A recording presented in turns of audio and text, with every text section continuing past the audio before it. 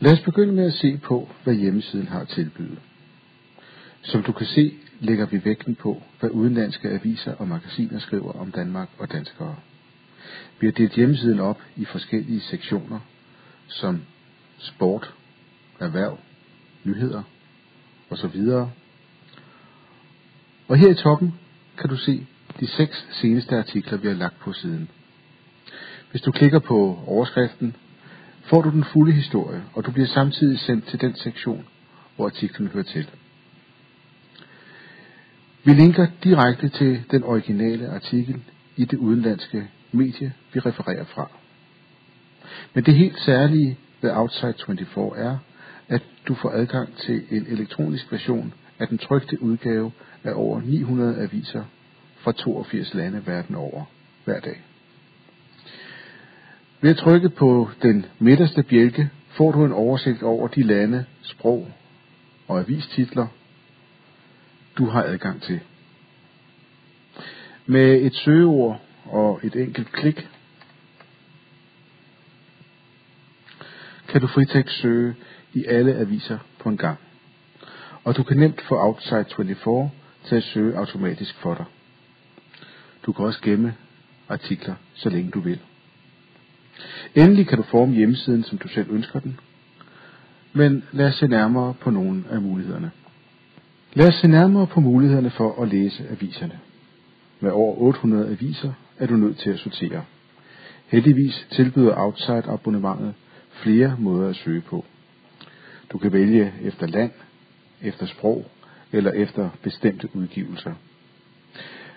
Når du vil finde aviser fra et bestemt land, klikker du blot her, finder det pågældende land og klikker.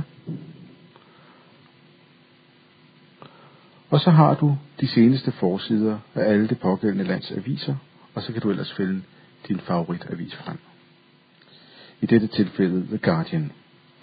Du kan til og med se, hvornår den seneste udgave er blevet lagt på siden.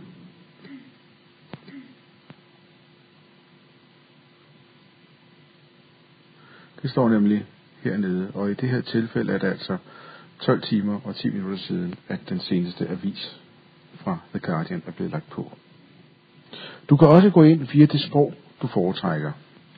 Klikker her i midten på vælg titel, og så vælger du det pågældende sprog, i det her tilfælde fransk, og klikker på den pågældende avisside, som du ønsker at læse, og her har vi så Le Figaro. Den tredje mulighed for at finde en bestemt avis er ved at gå ind via dens titel. Det gør du sådan her. Herover er aviserne listet efter titel. Hvis vi for eksempel skal finde The Washington Post, klikker vi på W, og her kommer så den seneste udgave af The Washington Post frem. Forsiden kan du altid komme tilbage på ved at klikke hjem her. Nu tager vi fat i en konkret avis.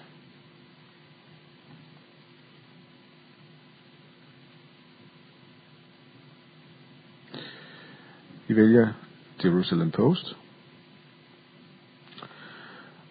Og som du kan se, bladrer du i avisen ved at klikke oppe i højre hjørne, eller du kan klikke på den næste thumbnail her til højre. Du kan også vælge at se avisen som opslag med begge sider fremme, som tilfældet er her, eller ved kun at have en sidevisning, som tilfældet er her.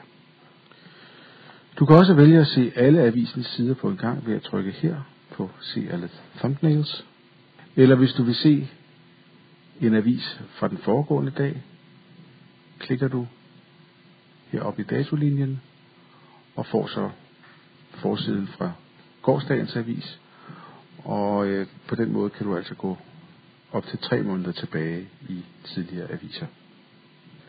Hvis du foretrækker at se en tekstbaseret version af indholdet, klikker du her i toppen af artiklen, og der kommer så en tekstversion frem, som er nemmere at læse, og denne tekstversion giver dig en række muligheder, blandt andet for at oversætte til andre sprog. Den giver dig også mulighed for at lytte. Den giver dig mulighed for at udskrive. Den giver dig mulighed for at dele med venner. Den giver dig mulighed for at bookmarke avisen, eller den pågældende side, sådan at du altid, til enhver tid, kan finde den igen. Men det vender vi tilbage til. Du kan søge automatisk i alle aviser ved simpelthen at gå op i søgefeltet i toppen og skrive din søgning. Så søger du automatisk 3 dage tilbage. Hvor langt du kan gå tilbage afhænger af, hvilket abonnement du har. Men det maksimale er 3 måneder. Endnu mere smart er det, hvis du vil foretage faste søgninger eller overvågning, og det kan du nemt gøre. Bare indtast dit søgeord eller din søgesætning, og forfin så dine søgekriterier. Du kan søge i bestemte lande. Du kan søge på bestemte sprog. Eller du kan vælge et bestemt datointerval, hvor din søgning skal foregå. Du kan vælge kun at søge i overskrifter, eller du kan vælge at søge i artiklens brødtekst, eller begge steder. Når du har bestemt dig for din søgning, kan du føje den til din overvågning. Du får besked per mail, når du har et hit. Du kan vælge at få søgeresultatet, når det sker, en gang imellem, eller en gang om dagen. Og så vælger du selv tidspunktet for, hvornår du vil have beskeden. Mailen kan du læse, når du vil. Du åbner den, ser på søgeresultaterne. Når du klikker på et af søgeresultaterne, bliver du sendt direkte til den pågældende side på Outsite24, og dine søgeord vil være fremhævet med rød skrift i den pågældende artikel. Hvis du vil se relaterede artikler, scroller du ned i bunden af tekstvinduet. Vil du se, hvordan artiklen ser ud på tryk, lukker du bare tekstvinduet ved at klikke i højre hjørne. Hvis artiklen har en særlig betydning for dig, kan du gemme den som bogmærke. Det gør du ved at klikke på stjerne plus ikonet her i bunden af siden. Så kommer denne menu frem. Her kan du tilføje dine kommentarer.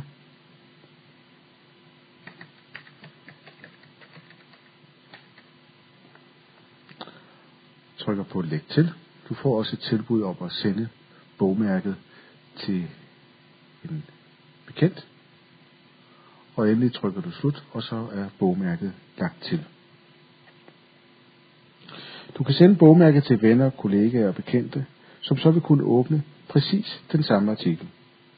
På den måde kan du oprette en hel samling af bogmærker, som du kan gå tilbage til, når du ønsker det.